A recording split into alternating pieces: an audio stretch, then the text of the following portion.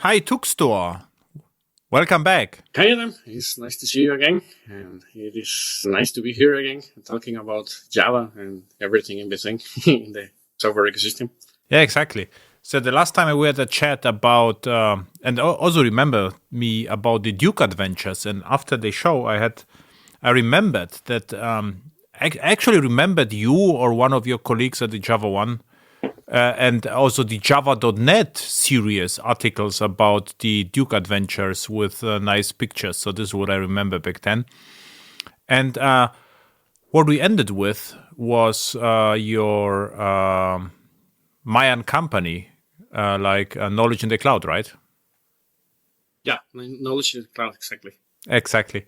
And what you told me that you are still doing a lot of Java, Jakarta-y, Java-y, and in the combined with the cloud. Is it true? Yeah, actually, as any company in the world, you when you start a company like myself, we tend to evolve through the different process and areas in the software development. Nowadays, I do a lot of software development with Jakarta and microprofile, but especially what I see from on daily basis is a Jakarta slash focus on DevOps, because as it has happened in other technologies, Java had to evolve in order to meet the newer requirements that people has in the software development sector. Yeah. What do you mean focus on DevOps, Jakarta and focus on DevOps? What do you mean by that? With the time, I did like this jump between being only a software developer and consultant, and I have to be a IT consultant. And I think that both terms sound like are the same, but in the eyes of a software manager, and in the eyes also on a client that has nothing to do with software, there are differences. Because there is a lot of literature about IT business and the value of IT that speaks about this chain of value in which you create technology, but this technology only has value if it manages to provide value for management processes or for management activities. And that's why I've seen that the focus of the IT departments, and especially these kind of companies that need technology, is about how to speed up things, how to scale a lot. And I think DevOps has been recognized, at least by the IT sector, as one of the key characteristics in order to attain this kind of scale and speed up the release and creation process. You know why I started Java? I don't know whether we had a chat about that, but what our requirement was in 1996-7 was we had to build a content management system, and management asked us, which server do you need? And I said, okay, we need. I remember back then it was like HP dealer, so we get an HP cube with 2 or 4 cores. And then we got the server, and they said, okay, then install the software on the server as fast as possible. What we did, and then we went to production. I mean, how it is different to now? Well, I think that the difference is that the IT sector nowadays is key to create the business. In the previous days, I probably experienced that in my first consultancy jobs. IT was like this thing that nobody got it, but in the end, you have like this specific kind of do things in which you didn't have interference from other areas. Let's name it interference. Mm-hmm. But what I observe now is that, for instance, some of my clients have like these huge departments of marketing and sales. And nowadays, and different from like, let's say 5 to 10 years ago, they now work in coordination with the IT department, because nowadays every marketing effort, every new release of a new tool has to do with IT, which wasn't the entire time back then. So I think that at least in my clients, I observed that they have like these newer requirements in which they have business efforts. But in order to support these business efforts, it means to create a new application to expose a backend that currently is running in a more traditional way to deploy applications. And they tend to pressure a lot in order to do small fixes and small changes. Back then, I was accustomed to do a release per week at least. But nowadays, I observe that not only my clients, but also other organizations have like this tendency to create experimentation, to observe metrics about a given service and to do changes on the fly to say, okay, let's introduce a new service. Let's move this control here and there. And they tend to assume that once they've experienced a fast release cadence in any project, they will get the same in all other projects. So it is becoming more frequently this kind of opportunities in which you see DevOps a lot, and especially when one company starts to do that, the other companies starts to wonder, well, how they attain that. They have a special sauce to do this. They have like a special technology. So I've seen a lot of shift in how we do software, at least in Latin America.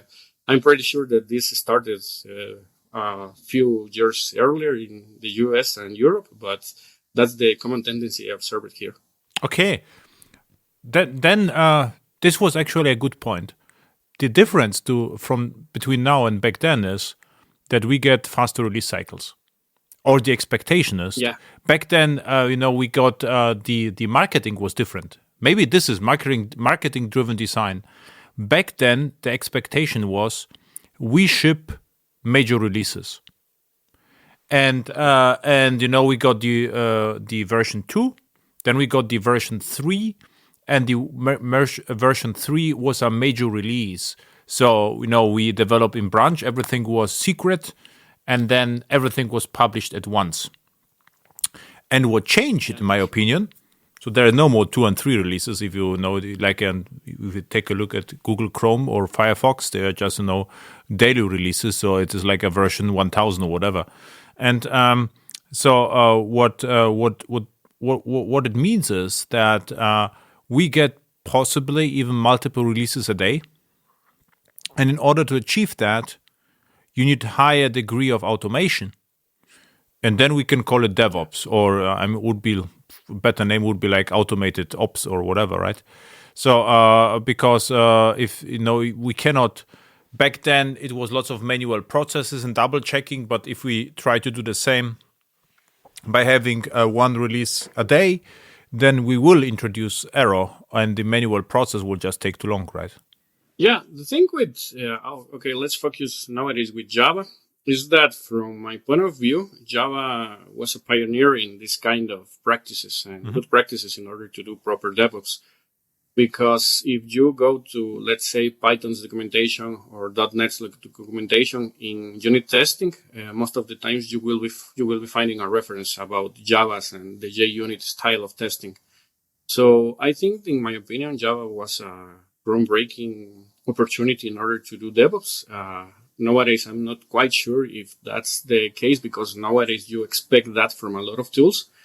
But I recall the days in which we started to play with continuous delivery and continuous integration with cruise control. It was a mess by fixing the cruise control. XML exactly, I files. remember it with XML. Yeah, cruise control was prior to Jenkins. It was huge in Germany. Also, cruise control. Mm-hmm. And remember, Anthill? It was actually quite used here. And Anthill was also there. Yeah. Anthill, cruise control, exactly. And this was then Jenkins came out. By the way, we had also an episode with the creator of Jenkins. It was an interesting talk with him about how Jenkins happened. I think I Kawaguchi. I forgot how to pronounce his first name. I practiced a lot, but it's completely different than I thought. Kozuki, but this Koske is pronounced. Her first name is Koske, and it is, I know 20 years long, I always said, Kozuki, which was completely wrong. Koske is the Kawaguchi, exactly, was the right pronunciation. Nice guy. Now, the thing is that after continuous integration and continuous delivery, we started to perceive that, compiling, testing, and releasing was only a chunk of the tasks that you also have to do in order to have this kind of agile, let's name it, environment in which you are releasing frequently. Because, when I did my first consultancy job in order to implement continuous delivery and continuous integration, I discovered a lot of opportunities to improvements. We started like trainings in order to do proper testing. We started to use Cactus. I remember we used back then Exactly, with the Java test beans. container. Yeah, exactly. But after that, we achieved this kind of speed in order to release properly using risk control, Cactus, and I think we were using Subversion. But in the end, we started to release a lot, and we were accustomed to release daily. But when we started to release daily, we also had like these issues in which we were releasing daily and we lost control of the infrastructure. So I think that most of the DevOps literature actually emphasizes this fact, in which once you achieve the speed up given by the continuous integration and continuous delivery, you also have to control this kind of situations in which you have to ensure you have the tools to monitor your applications. You have to, like this plan B, in which you have the why if my infrastructure is not completely right, why if I have some denial of service. So the operations became like the natural way to evolve this concept of releasing fast, and we are not only releasing fast but also controlling properly this kind of fast release cadence that we are living nowadays. Yeah. First, to your point, you're absolutely right. So, in a second, I will come back to that. But to your first point, like Java was the first. This is also funny on different areas, because I don't know whether you remember when Ruby came out, Ruby on Rails, and then JavaScript. It says, okay, the type safeness doesn't matter, because we would like to have the flexibility of, not type safe programming languages. Huge discussion in the internet back then. And Ruby and JavaScript, they will just write more unit tests, and they are as productive as Java. And then TypeScript happened, because it turned out that it's actually really hard to implement large systems with plain JavaScript. And the cool story is, someone on Twitter. So the Twitter is a little bit, I use the Twitter web client, and I always forget that the Twitter web client, there is no more, there's an algorithmic timeline. What I see is not like, what I subscribe to, but I see whatever. And it for me, it appeared like someone writes to me, like, what is my opinion on TypeScript versus ES6? And I wrote, okay, with Visual Studio Code, ES6 is as type safe as TypeScript, because it is TypeScript, and this started a storm on Twitter, because they say, hey, you cannot use JavaScript, it's not type safe. And I said, I'm a Java programmer, I exactly know what type safe. I mean, it's like, no, TypeScript is forget JavaScript, you stupid JavaScript programmer. It's okay, it's strange. And now it turned around, so now everyone says, okay, TypeScript is the great language, but actually TypeScript is very similar to Java, right? So we could actually use Java still, and it is very, very similar. So TypeScript took a lot of concepts from Java, I would say, at the beginning, right? Right is far more than Java. And also what you said with the unit tests and the automation, of course, it started with Java. I also remember in the early .NET days, they also tried, always what we did in Java with the patents and the best practices. You found them on the .NET conferences 2 years later. Now it is, I would say, it is own community with own ideas. But at the beginning, it was almost the same in the other languages. We had, the design patterns were written in C++ first, then in Java, and then they came to other other languages. Usually, this is what happened. And regarding what you said regarding the controlling the infrastructure. So at the beginning, so we had the boxes from Sun Microsystems and the expensive servers, and everything had to be perfect. So we say, okay, we have the slow release cadence, but if we ship it, it is consistent. And if you ship multiple times a day, the failure will happen. And embrace the failure. This is what actually was also a huge change, because we say, okay, we don't have to run, on expensive sandboxes. We can also run on Intel or Raspberries. It doesn't matter, and it should still work. So, and if you do this, then you have to be more resilient, and resilient you have to rethink everything, right? So this is also a shift, I would say, and continuous shift. This is what interesting that because what you're saying right now. What back then I remember Jakarta servers what I missed was automation API. So what I wanted to have is a deployment API where I can deploy applications to various application servers back and forth with versioning, for instance, right? So my idea was always the application server is the cloud. So I can say I push, the war, and then I can automate the process by monitoring or whatever. So it was for me, the application server was serverless. So I can just, push my stuff to application server, but I don't care about them. So this was my point of view. But it was even worse. So it became deprecated, the deployment API, towards the end of Jakarta E. And then I saw, okay, it turns the other way. And what I did then, I used Docker, interestingly. And what you did with Cactus and Cruise Control, my attempt was to use Docker as a automation platform or backup platform. So I used Docker, instead of documented all my scripts, I had the Docker file. It's okay, this Docker file contains whatever I need, and I just ship, the entire environment. With all these opportunities, what I've seen today, that's also my opinion, but I've seen it a lot, it's that nowadays it is more difficult to get into enterprise software development, because nowadays you only don't have to learn a new language, but you also have to learn deployment tools, construction tools, building tools. And when I compare the experience when I started with Java, in Java Enterprise properly, compared to new developers, which I used to train, nowadays they have a lot more difficulties in order to start up with being productive, because nowadays you have to install Docker. After that, you clone with Git. So you have to have good knowledge on Git and distributed version systems. After that, support for a good testing framework. So you have to know JUnit and, Spring testing, Herculean in the case of Java EE. And if that is not enough, you have to learn Docker. And after that, probably Kubernetes. So in my opinion, software has become complex. Yeah. And this is why I like actually the serverless model. Because, what I do is I combine it with microprofile or Jakarta E. So the interesting part is I have lots of projects which have no old Java E code. I mean, old Java E APIs, but the code is actually modern. So, no indirections, just lean code. And what you can do is you can package the code as a Lambda, AWS Lambda, and run it as Lambda, and it works surprisingly well. And on Lambda, it's just like, it reminds me, the early Java E days, because you only focus on the business logic, and you don't have to care about the Kubernetes. All the YAMLs, there is no YAML at all.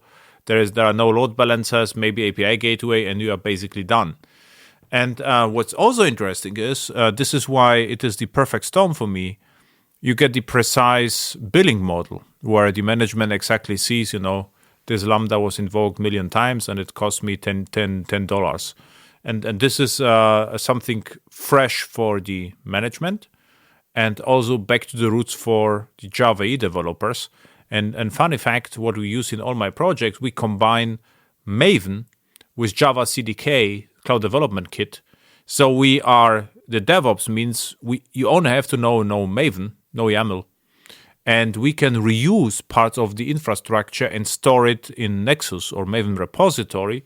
So what it actually means is the first time we can even make, the infrastructure reusable, and we can iteratively improve it, which is the first time I saw the benefit, because Kubernetes for me is step backward. I have to say, what I don't get at all is running Kubernetes in public cloud. Why I should do this? Because all the public clouds already have their orchestrators.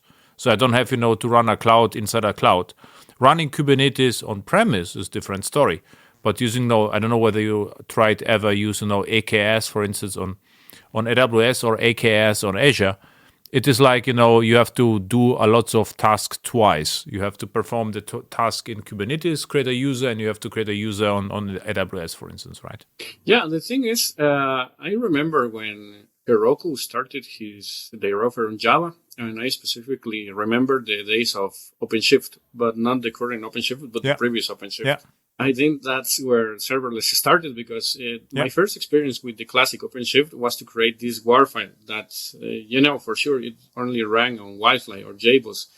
But it actually made a lot of sense because you only push the war and everything was, Red Hat's responsibility. I enjoy a lot my days on the classic OpenShift. I think that Kubernetes came to solve an issue that we actually didn't have in Java. And I experienced that in the Node.js area because in Java, we had like these huge application servers in which we deployed and control a lot of applications. But in the Node.js area, they already started by doing only small development kits. So in order to create a complete application, which could be composed by, 10, 12, 100 modules, they lack these mechanisms in which they could deploy by itself 20 to 30 modules and to control them perfectly. So I think Kubernetes, in that sense, is a solution that started outside the Java scope. It made much more sense for that kind of workloads. But in the end, Java, in order to be relevant, has to adapt to offer that to teams that feel comfortable with Kubernetes because, there are a lot of people that actually was born and raised in software development with Node.js, and that's the only way they know to do software. That's my experience with the junior developers that I train. First, I will put to the show notes a blog post I wrote in 2011. How to push Java 6 application to the cloud in 5 minutes. And what I did, I used the OpenShift Express, and I pushed a war to a as a source code, and it was automatically deployed behind the scenes. And there was the command as just read, the post rhc create domain. So it was like, the predecessor of the current OpenShift in 2011. And back to the Kubernetes, what you said is what I saw in Kubernetes is the solution to two problems Docker had. The first problem was that IP addresses, ports. That without Kubernetes, you have to be careful if you launch multiple Docker containers on one box because, the ports will overlap. So this is solved nicely by Kubernetes. And the other thing was the service. Every service got an own IP address, which didn't change. And then, of course, the ingress controller, the load balancer. This was a minor thing because with the load balancer, we did it by ourselves with HRProxy or Nginx, so not a big deal.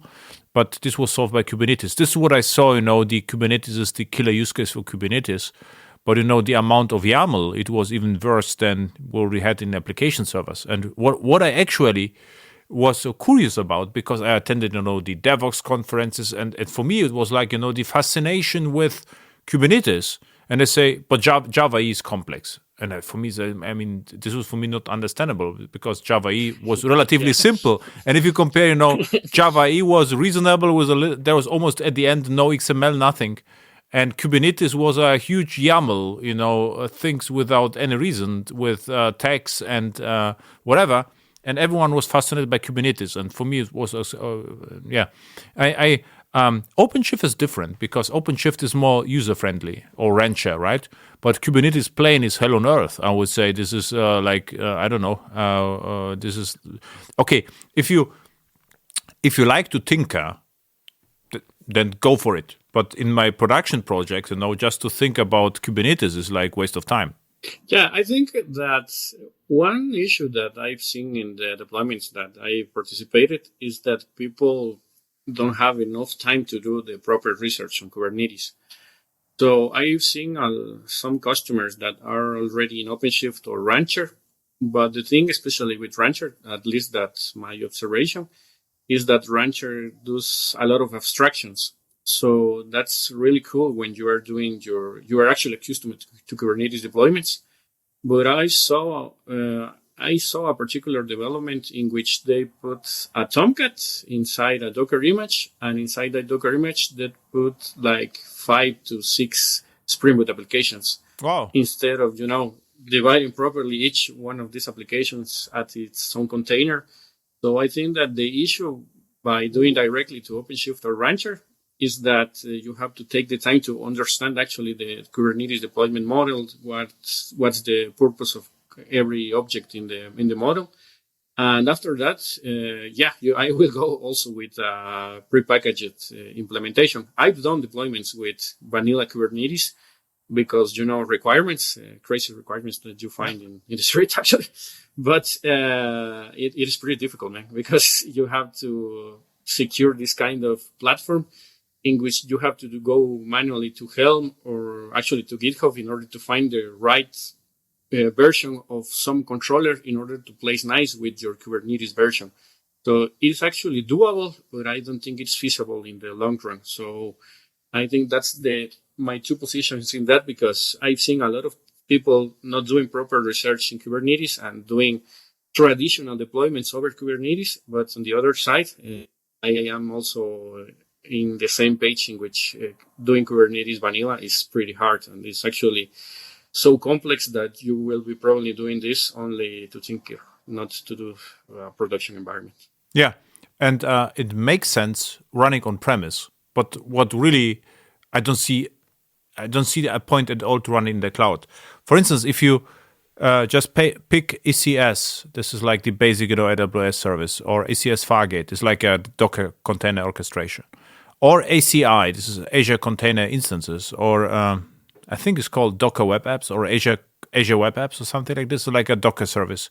So if you take a look at the proprietary configuration of AWS or Azure, it is more, if to deploy a task on AWS ECS Fargate, maybe you need 30 lines of JSON. There is like the typical suspect. You have to configure, the Docker container URI and the pod and CPU and whatever, and then you are basically done. If you compare it to Kubernetes, you get crazy. You get, first, you don't even have, in vanilla Kubernetes, you don't even have a Docker registry, right? So you will have to create your own Docker registry first, and then the ingress controller, and let's say you have everything, but still, the amount of YAML will kill you. This is order of magnitude more than the proprietary Azure AWS or Azure counterpart. And to have, portable deployment, I would even argue it is better to pick the proprietary cloud service, AWS or Azure. And if in case you would like to move from AWS to Azure, you will be faster. Just port it directly without Kubernetes. Then maintaining Kubernetes on AWS, and then hoping then without any effort you can launch the same application on Azure. So I would say what will kill you in the cloud is the security is completely different in Azure and AWS. The security ideas and all the cloud services and the networking are also different concepts. And so I would say the Kubernetes solves, the smallest problem, the portability of Kubernetes in the cloud. Because what you really need in the cloud is something which reacts to your health checks, right? So if the Docker container is not alive, it will restart your Docker container. And if it's not ready, it will reroute the load balancer. This is what I need. And they are, a way easier services in the cloud to do this than Kubernetes. I am also in the opinion that it depends on application size, and that's the probably worst way to implement Kubernetes, because I had a prior client in which we decided to just skip Kubernetes and go directly to Docker Compose, actually, because it was easier. Mm-hmm. But this was because his applications were basically a complete backend that was in development during 11 years, I guess. That's my guess. And a couple of front ends mixed between Java Server Faces, AngularJS, and newer Angular. And when I started to explain to them that their actual infrastructure will be recreated in order to just provide a platform to install Kubernetes, they were like, oh man, this seems quite complex. This is just one application. We actually are not obligated to have like this reactive application things in which we have the stability, the fault tolerance, because we have only a monolith, and this monolith so far is enough for our use case. So yeah, I think depends, and most of the times. That's hard to say, but most of the software architects will be better if they choose a proprietary way to do it or a simpler way to do it, like Docker Compose. I've actually done a lot more deployments with Docker Compose than if compared to Kubernetes. And I think that results have been better because the applications were much simpler and Kubernetes was not justified. Yeah, right. We have an HI application here. One of my clients we are running for several years. It's actually Tommy. And but this is, I would say, it's a microservice, but it's monolithic one. It is small one, but this is just one. And it runs on 2 Docker containers, and we have, I forgot, either HI proxy or Nginx in the front, and this is highly available system, and everyone is super happy with it. It's simple, and the Java developer started with Java and Tommy, and the Docker came just in with the load balancer. They just did it without thinking about that. But in this particular case, porting this to Kubernetes, I couldn't even imagine in this company. I mean, this they will ask me why we are doing this. It works just fine. This is also my experience. And another question I would like to ask you, because I don't know what's the story in Guatemala, but if we did several, so last year, I've also working as a consultant as you, and I was asking by clients what we do. We have some Java workloads, we would like to move it to the clouds. Which options do we have? And if you do the calculation for Kubernetes, it becomes very expensive. So if we did it upfront with the price calculator, it just died. I mean, there was no case last year where the client said, okay, we just do Kubernetes. Because what you shouldn't forget, if you have Kubernetes once, let's say in production environment, it's fine. But you will need an int environment as well. You will probably need a dev environment as well. And the next question is what the developers are doing. Of course, they could try to replicate the entire Kubernetes environment locally. But if this runs in the cloud, it is not enough to have Kubernetes. You need the security. You need, you would like to test your queues, SNS, SQS, or whatever you have around your Kubernetes. And with serverless, it is absolutely possible that every developer gets a complete environment. And it will cost you almost nothing per month because, you pay per invocation. For development, it's not like you get, millions of transactions per month. It is more like you get hundreds or thousands of transactions per month, and this cost almost nothing. So what is the situation, the economic point of view? Is this like in Guatemala, you can just run Kubernetes, or are your clients more cost sensitive? The difficult part of this kind of projects is that you actually have to demonstrate that they need DevOps, not just Kubernetes. Because I'm not sure why, but my experience here in Latin America is that Kubernetes is getting like this, let's say, mindset in which people is actually to understand Kubernetes as a way to replace system administrators or to reduce downtimes. But in the end, the difficult part of this kind of projects is to actually, go and be frank with the client and say, well, man, for starters, you don't have DevOps. You don't have like this whole coverage of testing. You don't have pipelines moving the code to production. And if you start Kubernetes with this, you actually will be getting more trouble because you have to prepare a container. As you said, you have to go send this to any registry. You have to create this whole automation infrastructure in order to be productive with Kubernetes. So when we start these kind of projects, we actually have rejected some consultancy jobs because of this, because in the long run, it doesn't pay to use only Kubernetes. You have to be part of a culture in which you have DevOps, you have, let's say, not 100% of testing, but at least regression testing in critical parts of the application. But on the other side, most of my clients come from enterprise sectors, being banks, huge enterprises, and government. And one particular situation in this kind of areas is that they are already accustomed to run custom workloads. So for them, Kubernetes is not the same as cloud. It's, as I said, a way to, avoid to restart the server every time the application fails. Let's simplify it like that.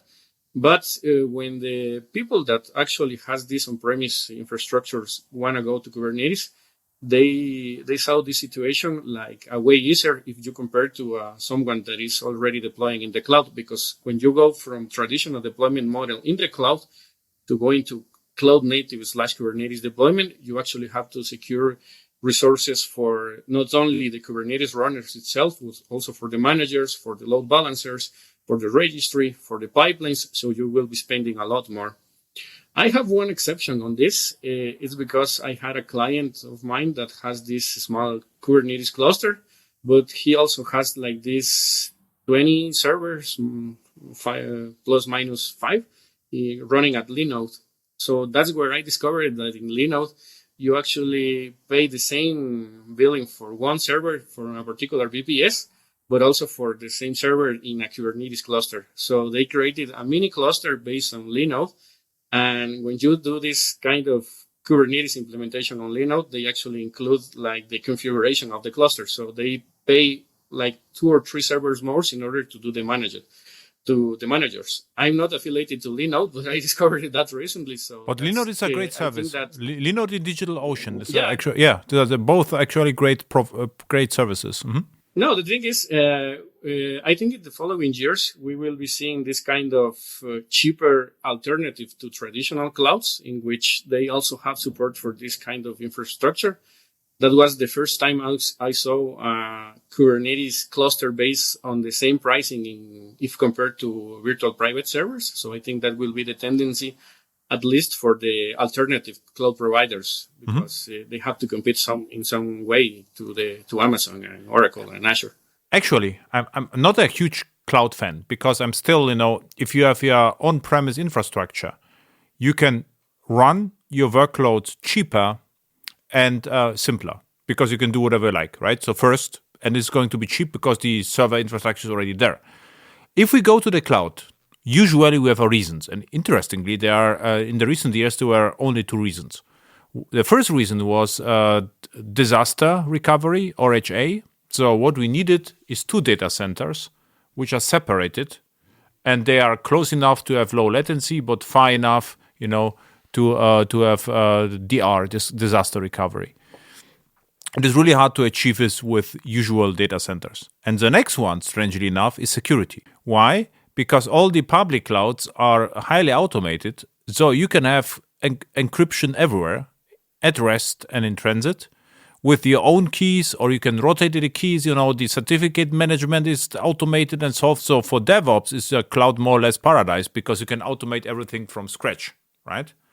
Now, if you get Kubernetes is, I would say, an own cloud, because Kubernetes is, you don't need anything else. If you have Kubernetes, you can run everything in Kubernetes. If you run Kubernetes in the cloud, then you get the Kubernetes automation plus the cloud automation. So if you go to AWS, you get CDK for AWS plus CDK for Kubernetes, which becomes to be crazy, because the Kubernetes becomes like a meta cloud, which has to do something in addition to the normal cloud. And what I already saw in projects where they run Kubernetes on public cloud and they had trouble, with IAM policies, so they just hard-coded the access keys, the credentials, because they couldn't make it work with Kubernetes. I mean, of course, this is education, but if you run AWS Lambda or even EC2 or ECS Fargate, it's a solved problem. Because this is like IAM policy, it is attached to the instance or to the Lambda, and it works. So with the cloud native managed services, right? The managed services which are already there in the cloud, my observation is the entire security is finer grained. So we can access, just a table, or just even a row in the table, because everything is exposed as a service. If we have, let's say, Kubernetes with relational database, it is more or less, like a monolith in the cloud again, because everything, which is, I would say, I wouldn't call it cloud native. It's like, almost like running VMware on AWS, right? Yeah, there is a particular motivation here in Latin America besides the 2 that you mentioned, and people tends to go to the cloud because of bandwidth. Because it is cheaper to acquire bandwidth with a server in the US if compared to actually paying a an InfiniBand or any kind of connection here in Guatemala. But I think that's the ruling all over Latin America, probably with the exception of Mexico and Brazil. But, the transition to the cloud most of the times is not only motivated by I will be spending less. I worked with clients that actually know that they will be spending more on the cloud, but they still pay it because of the bandwidth, because they have like this kind of guarantee that, we are running on Amazon data centers, Azure data centers. Mm-hmm. And whenever we do, we still have more bandwidth if compared to the bandwidth here in Guatemala. So that's a particular situation, but that also happens. You're right, even Germany. It's funny what you think. If you're in the cloud, the bandwidth is crazy. So I remember I downloaded like 100 megs, and this was like a second. I think it broke. So I think it is impossible in that time, And this was like this was a fraction. It was just there. So this is crazy. So the bandwidth is actually also here a difference. And what's different to Guatemala is in Europe, my clients still believe that cloud is going to be cheaper than on-premise. I don't know why, but they are still believe. And if I tell them, okay, actually you will pay more, but you have more possibilities, they don't believe me. So, no, it's going to be cheaper because I don't know why.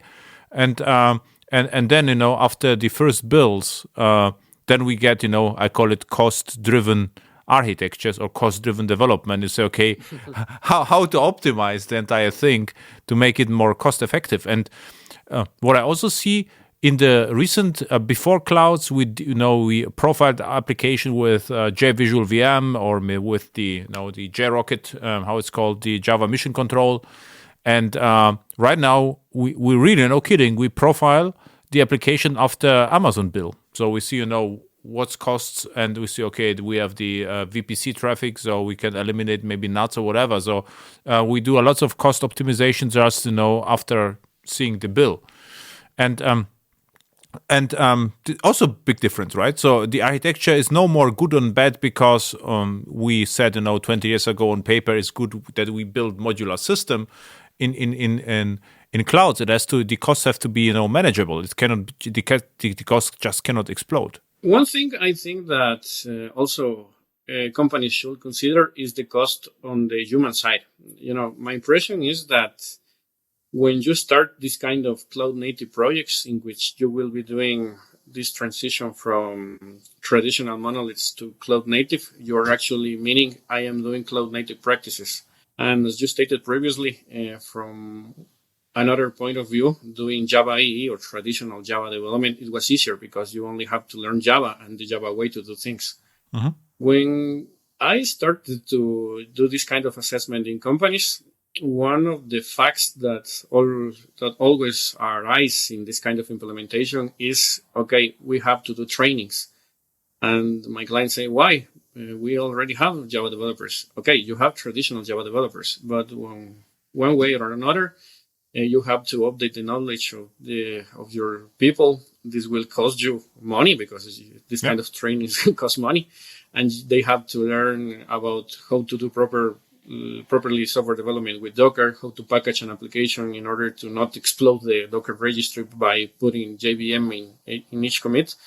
So these kind of practices are also money. So I think in the end, one consideration that is really important in starting these kind of projects is to consider that not every Java developer is the same, because we have like these different backgrounds and different experiences.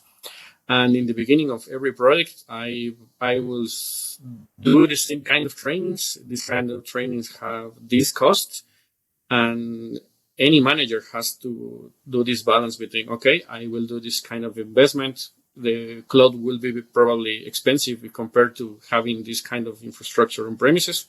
But I also have to consider, I have to train my people. I have to probably create new jobs in order to do releasing engineering and DevOps engineering. So I think in the long run, it depends how do you manage to do this kind of migration projects. Yeah, and even if you mentioned right now is trivial, packaging Docker container is fairly trivial. I would say you can do it fairly fast, but if you go to the cloud, you would actually have to start with VPCs. And what people are surprised that if you start with VPC, you have to explain CIDRs first, and they say, what CIDR? What is CIDR? So, okay, the submask for IP addresses. Then you will have to explain subnets.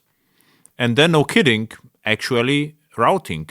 You will need a basic understanding of routing, because without routing, you won't even be able to talk to the internet, right?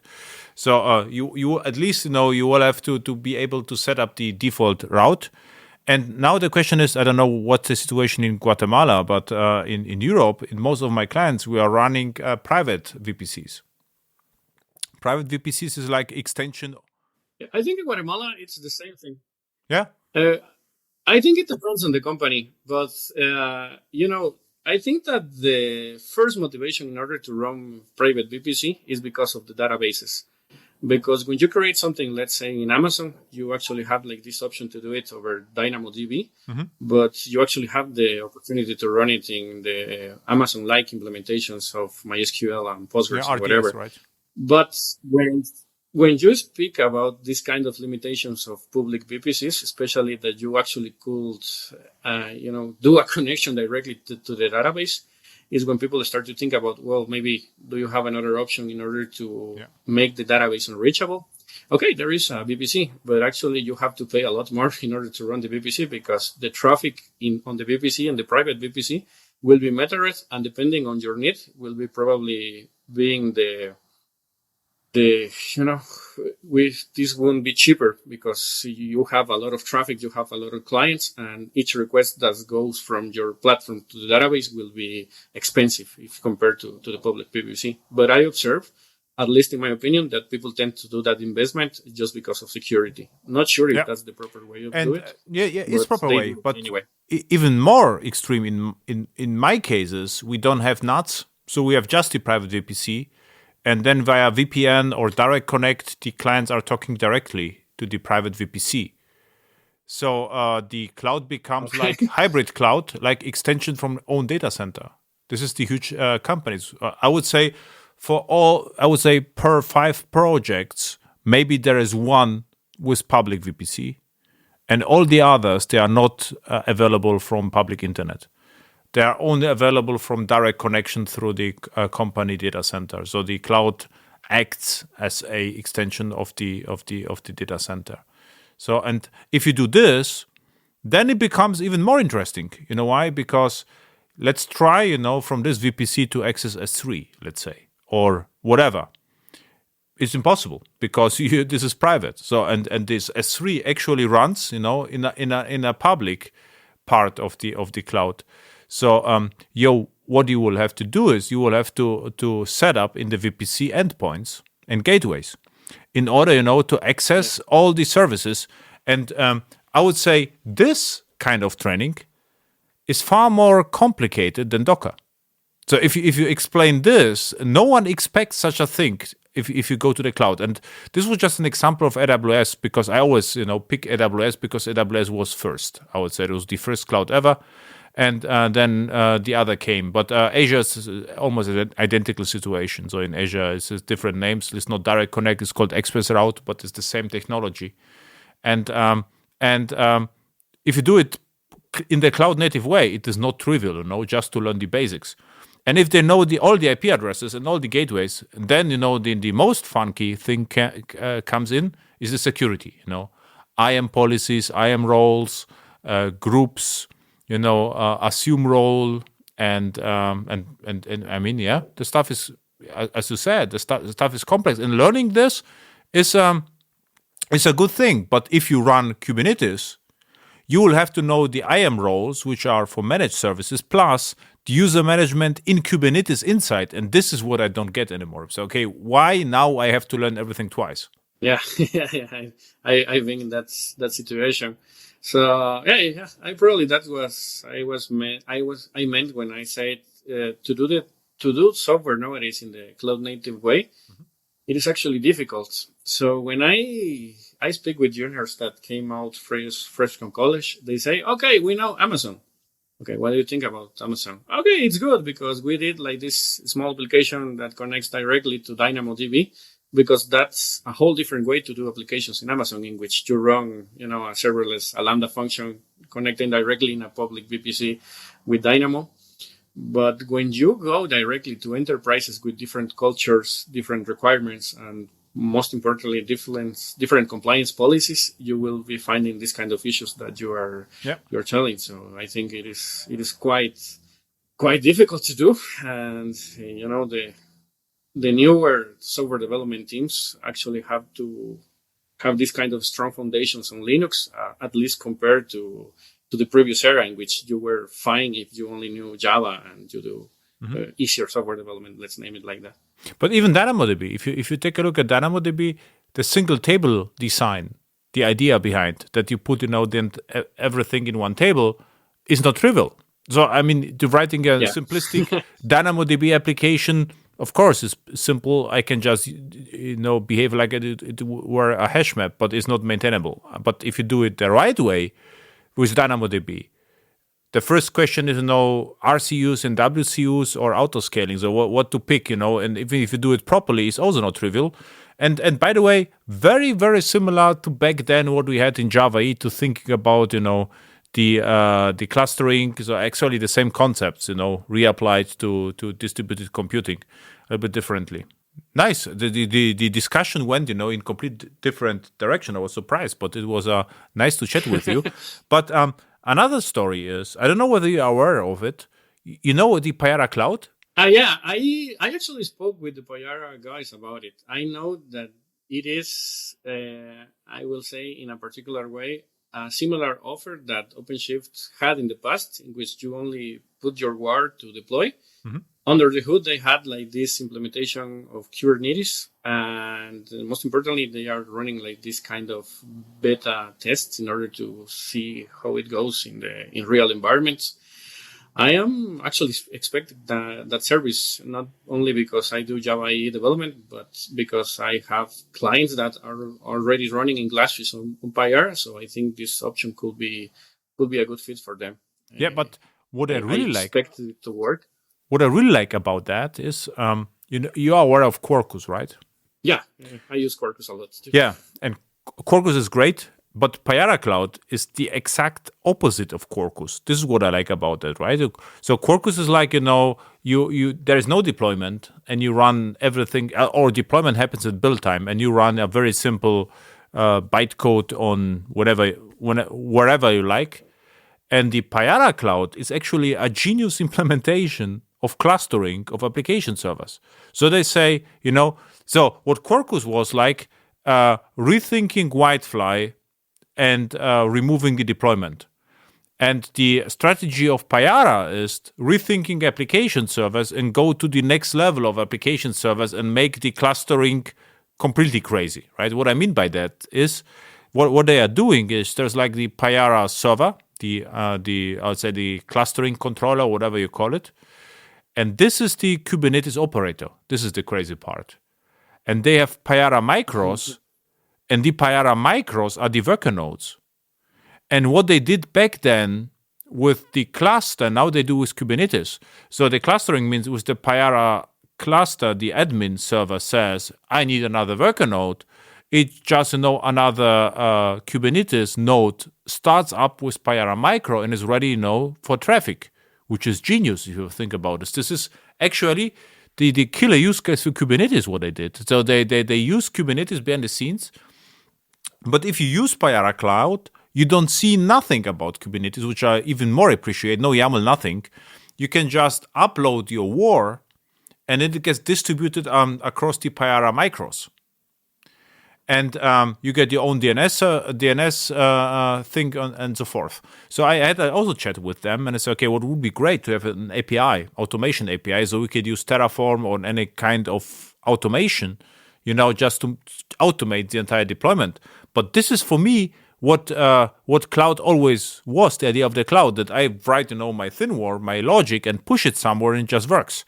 And this is what I really appreciate, because right now we have two great technology. Both are best practices and both are completely opposite of each other, Quarkus and Payara Cloud.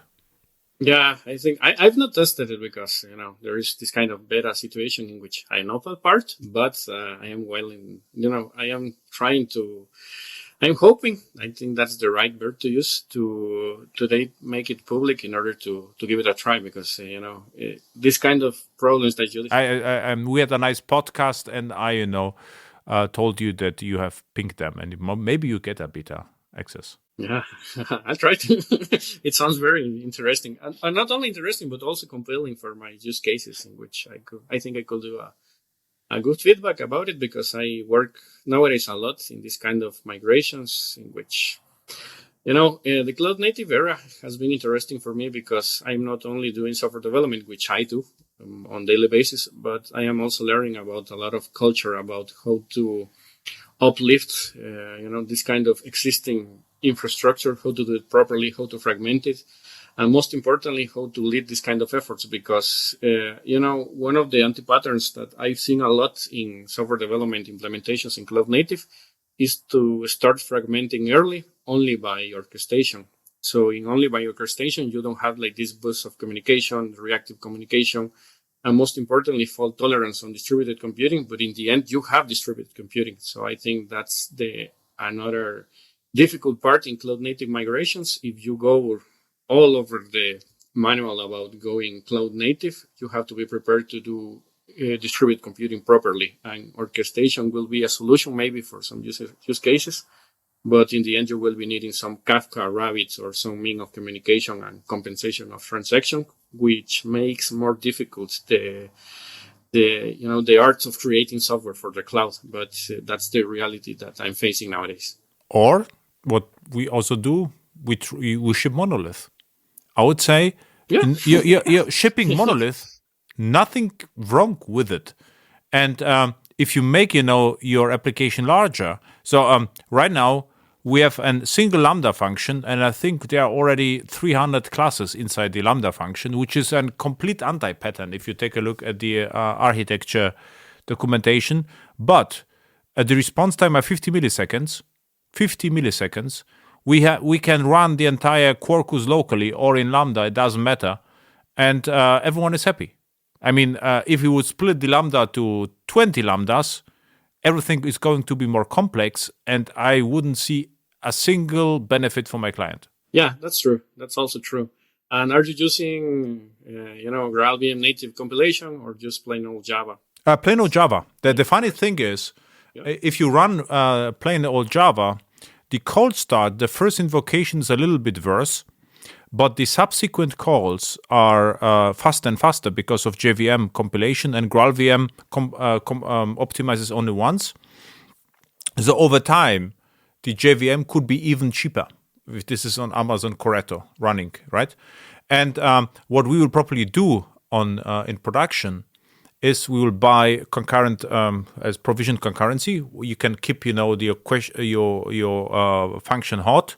You will pay a little bit for it, but it's a fraction of Kubernetes. So I mean, that doesn't matter if in it, and there will be no cold start, and we don't have to care about the infrastructure, which is also good for security because we don't have to patch the entire thing. It just runs, and we don't have to pay for the control plane. But I'm actually, my observation is that the size of the Lambda function actually does matter, because as you said, the bandwidth is crazy fast. So whether you pull from the Docker registry, 5 megs or 6 megs, it doesn't matter. But 6 megs in Java is like crazy amount of bytecode, so it doesn't matter. Except, of course, you shouldn't pull, the entire internet of dependencies. And with Quarkus, there is no reflection, so the startup time is crazy fast. So it just works. And this is actually in all my recent cloud projects where I could influence the architecture are actually serverless. So we paying for what we use. This means serverless. Okay. That makes sense to me. I've done not so many implementations in serverless. Some have been done with Node.js, to be fair. Mm-hmm. And I've been using Quarkus, but in small projects. It's projects that are just starting, but I think that will be the tendency, and not only for Java. Mm-hmm. Because many of these decisions are not architecture decisions, are actually business decisions. And many of the IT publications for the business sector are actually focused on well, the next big thing will be backend as a service, in which serverless is, the new key of the block, and the opportunity to do software development processing in the cloud without all of the complexities of doing it over a virtual private server or any of the other offers in which you could run your implementations. But yeah, I think I will be doing a lot of serverless in the following months, I hope. But so far, I think it is a viable option to do Java EE deployment. Yeah, and my serverless is Java or microprofile. So the bytecode. So if you like, take a look on my GitHub account. Quarkus CDK Lambda, I think, is the name of the project. And if you take a look on this, this is a pure Java deployment, and the front end or the service is microprofile JAX-RS front end. And you can have as many endpoints as you like, but at the end of the day, it is an AWS Lambda. So there is actually, from code perspective, almost no difference, except static works differently.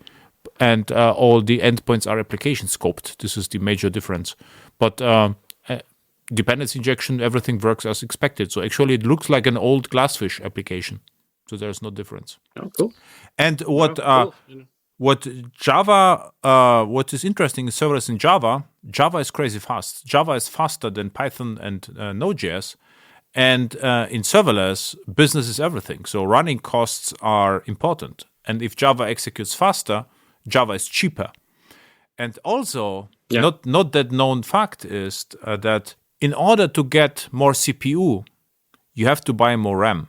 So RAM is not an issue in serverless, because in order to have one CPU, you have to buy 2 gigs of RAM. And if you buy 2 gigs of RAM, you get the usually in Java the most cost-effective option, because you get one full vCPU. And with 2 gig of RAM is a plenty of RAM. So you can run, Quarkus, whatever you like inside with 2 gigs of RAM. It doesn't matter. You don't have, to implement this with Node.js, Python, or whatever. And also, Java dependencies are easier to manage than Python's, for instance. So I would say, if you look at reasonably, that's true. Yeah, I would say in Java could have a huge comeback right now, and I would say my clients are happy, and I just there's the one busiest years just to porting old applications with minor modifications as serverless to the cloud. Yeah, no, that's an interesting fact, actually, because my experience hasn't been with serverless, but has been mostly with Kubernetes and this kind of Kubernetes as a service in clouds. But the thing that my clients love about Java is that their actual implementations, being with Glassfish, Wi-Fi, on whatever application server they use, they could actually do it fast in order to not just create the containers to deploy on the cloud, because any major application server nowadays has this kind of micro versions, but also because the knowledge they could take advantage of it. So I've been with companies that have like this tradition of doing 10, 12 years on Java EE development, and they stay happy with it, because nowadays they could have like this option on, okay, this will be easier just to port my code from Glassfish to Payara Micro. But I want to do something with, let's say, a Kubernetes operator. I could do it directly with Quarkus or Helidon from Oracle. But we have this plethora of options that are actually making the Java EE ecosystem particularly pretty strong, a strong opportunity to do cloud native development. Yeah. Perfect. So it was a nice discussion again with you. So we can meet anytime and have another discussion in a complete unexpected topic. Yeah, no, thank you. I think these are the better discussions, because we have like a lot of shared ideas and we have the time to discuss it, and probably people could take advantage of some or another idea, and to know that Java is actually a pretty popular space right now in the cloud native area. It doesn't matter if you're doing Kubernetes, you're doing serverless. It is a good way to do software nowadays. Yeah, perfect. Where people can find you? There's of course, how it's called, Nabemik, of course, right? Yeah, Nabemik. The Mayan name is actually, if you look Tuxtor, I think it will be actually easier, because if you look Tuxtor in Google, I will be there. Yeah, exactly. So this is why I introduced you as Tuxtor. Yeah, But besides that, you could actually look for my company in Avenic. We are mostly focused on Latin America, but we have one or another story to share with any kind of implementer about what things we did right, what things we did wrong in doing this kind of. Are you allowed to migrations. introduce one of your clients or all NDAs? I'm not allowed to speak about my clients. Yeah. I'm pretty sure mostly are under NDAs, but I work mostly with government institutions, like big government institutions in Guatemala, and under NDAs I could discuss them, but I'm not quite sure, and I don't want to get in trouble. The same here. The same here. From outside, I'm looking like jobless because whatever I work for, I have to sign NDA first. Yeah, I probably have 100 NDAs running right now. Yeah, but some companies have multiple NDAs, so yeah. Yeah. Okay, and again, it was nice to chat with you, Adam. And your actual name is Victor? Victor is nice to pronounce. And the last name? Orozco. Orozco. He's pretty Spanish. Orozco. Yeah. Orozco. Perfect. So see you next time. Okay. Thank you, Adam. Bye-bye. Bye.